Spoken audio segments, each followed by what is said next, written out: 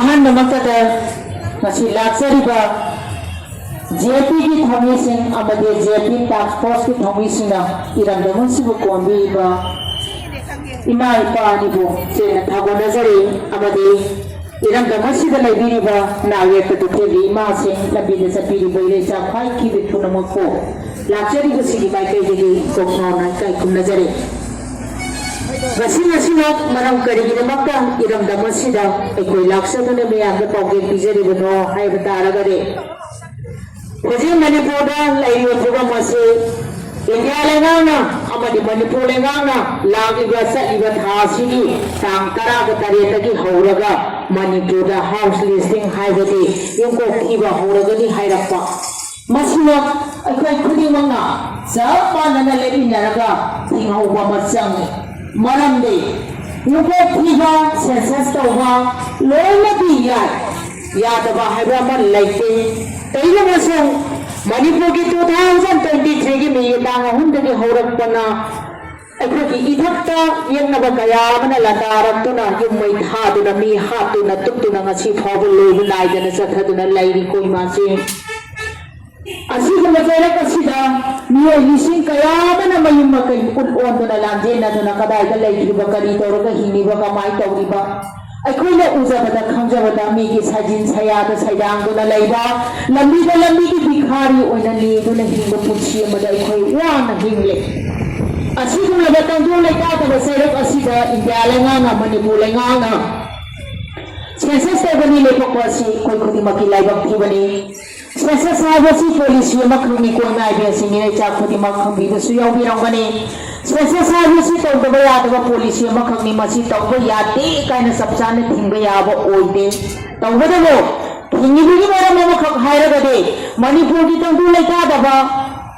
hauri ba irang tahu nari bahana sunaba sigumbagi लाल हारे का कोई नंगे खमनरी बा नुंगाई किधर बा वाह बा थोड़ो अच्छी की सरांग ना बस सीना मरा मोरा कांदा लोशन बनाए तो बाले पले तो बहाना सुना बा मिसी मिना की थोड़ो कया मना मरा मोरा का पुंसाई साई तो वाह नहीं बलम दम मस्जिद सेंसेस तो वो याद की रोई हाई बने लंदम मस्जिद ऐसी को मतलब नहीं तो इरान हम खगला की बगी मरम भी करी बगी ना लंदम मस्जिद इंचो कया बगी नसी बगी इंचो सही हुमदागा मंगा हुमदागा तरंग अपू भारत लबसिदा हाइजलवी बमितो मिया चामया मसी खंतोक्तना लैबना मरम मोरकांदा मणिपुर की मरोय नसिंगी मफौ कयादा कदाय दगी लाखो करिनो खंग बमितो मयाम बना नुथक एरग लैरे अदुदगी हौरक्का अदुगुंबा कनबंगमदबा अदुगुम थोबो अमखमे अदु ओइबा तारगदि अइखोय ngasi मियोना पाले इंडिया के सिटीजन कना Manipur की सिटीजन कना लाइफ प्रजासी के मयक से खंदो कांदा कोई हिंजगे अदुगी मतुंगा लाइरिबा पालिबा लेंगाक ना सेंटर की ओइरो मणिपुर लेंगाक ना ओइरो तो गिवन थोको पॉलिसी सेंसस तवा दुमक याय अदो लाइरिबा सिगु मतम दो लेटा तब मरम इतो मयान चाना कोई की इथक्ता उपसंदना नमदना लान तौदना अवाबा मशा मया खांगे की मरक मफम मरंग खंगदबा तम दो लेटा तब लाइरिनी मरक सिदा सेंसस तवदी यारोय हाइबदु निंगसिगी मियामना हाइगे तोरिबा मदि तानगे तोरिबा पानमसि अदुना जुलाई की तांग तरागा तरुक्ता जेपी अमदि जेपी टास्क फोर्स ना अरोबो वारे ओइना चलिबा थासी की तांग तरुक फाउदा मसि नुमि खरनि खक्त ngaire तांग तरुक फाउ सिगी मनुंगदा मणिपुर लेंगाता खुइना मतम मम थाय मरमदि मणिपुर दा सेंसस तब यागरोय मणिपुर की सेंसस की माहोइना ना एनआरसी अपडेट मरमदि मणिपुर की नितोक से हाना खंतोक से हाना तौबी को हाइबा सिगी चपचाबा अखोय डिमांड से माहोदा तालगा मतम थाय कर्म मतम अगस्त की तांग तरुक फाउबगी मनुंगदा पॉजिटिव रेस्पॉन्स फंगलो हाइदना मियामना पामी बजे फंगलो थबक तो ओंथोपियो हाइबसे मकोइदा हाइकिबे लै करीगुमबा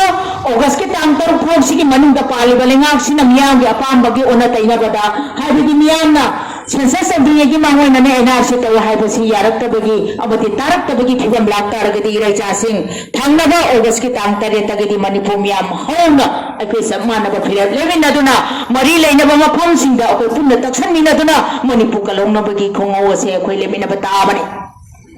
मसिमक तंगाई फदबना मरम वरकांदा पाक सन मणिपुर की लैरिबा अमोटपा अमदि सोइरिबा वारिबा नंगिबगी वारिगी हयंग फावबा ngaंगबदा लोइबा नाररोइदबा लै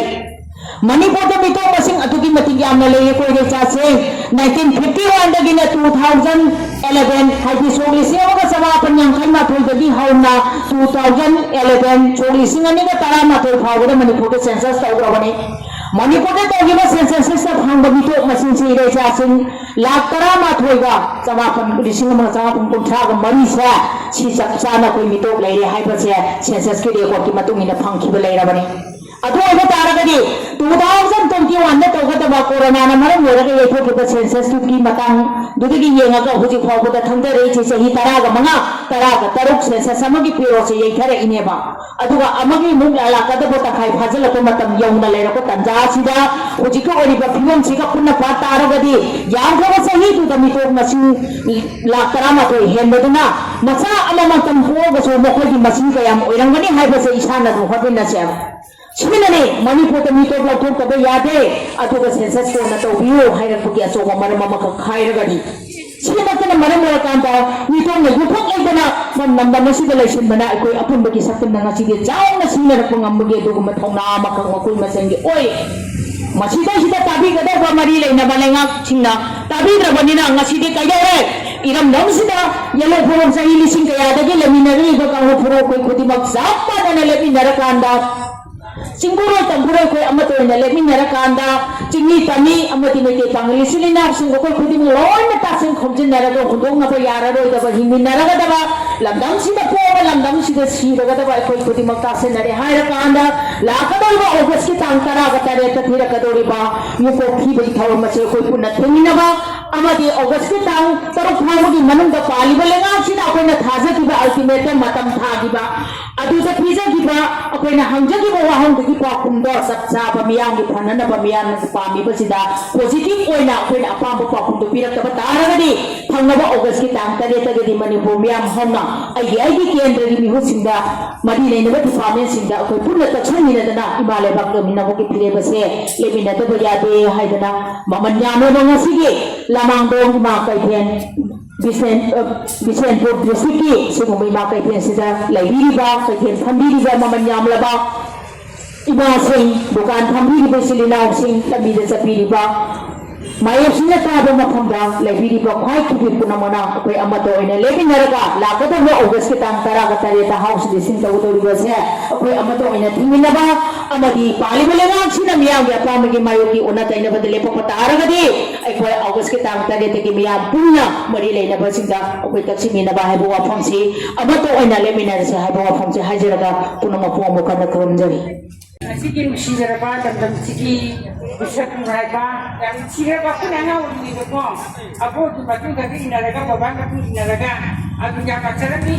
ada apa ni nak ikut sabuk saya primai benci ni aku kira kini aku uji tentu leka aku uji kini aku nak hendak ki pasien kakek nak kita kau tiba sentakan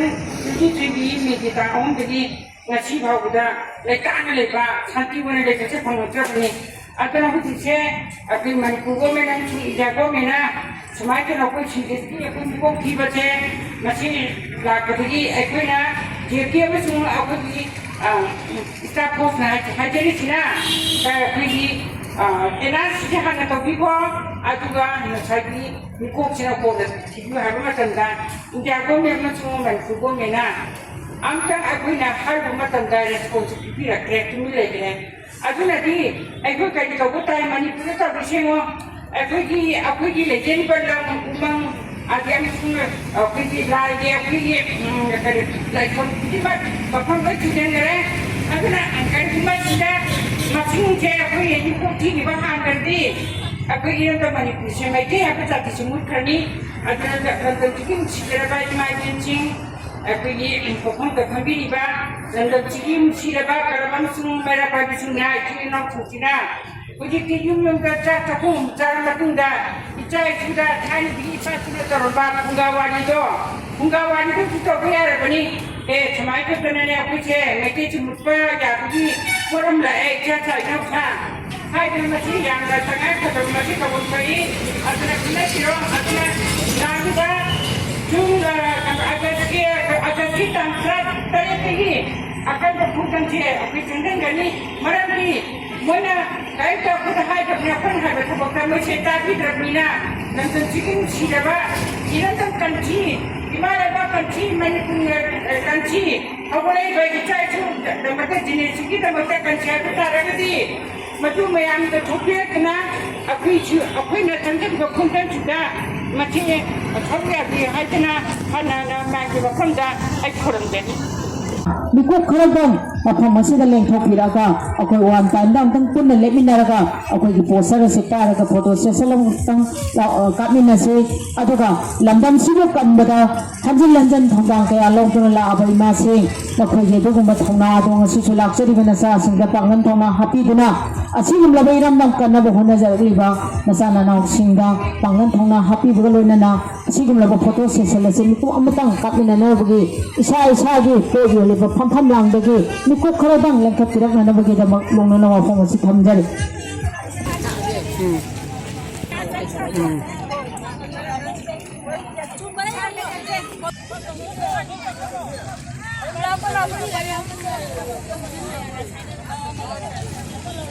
Pasal loy ni long bayar apa nasi? Walau pernah aku nasi. Anak gisu nanti aku isa gini kau masing ni hendak kambing bangak tene. Laku masing. Sumaina, ay sida microphone dati lau jaro buko ada tum sanga ga lau jaro kadai ni ta bodo ba bata mina bagi ta ba nungai na bagi sida haja bani. Imale ba iram nang kan gada bani haiba sida ko na sep manipur haiba si sep manipur hara kata sep manipur dum kumbiro mayam na sima gan tabire second aina no NRC hara ko matam da mayam na no census haiba di ni ko thibo do yaroi haiba si ne buko no census Miko kiba yaroi Sep manipur